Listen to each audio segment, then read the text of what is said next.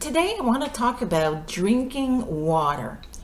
If you're like me, you don't like the taste of water. I know a lot of people say that water doesn't have any taste, but yes, it does. It tastes water.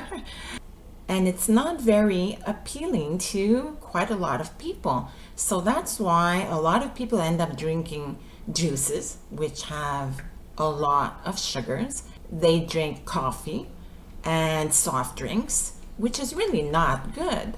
So I want to share with you a trick that's helping me drink a lot more water.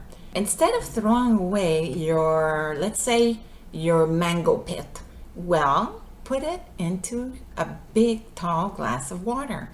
And after a couple of hours, your water is going to start having a slight taste of mango, and it's really delicious. Another thing that's good is watermelon.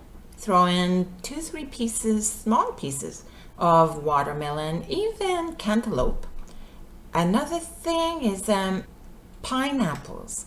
Pineapples taste really good. Some people love to put a piece of lemon. I personally prefer when my water is a little bit sweet.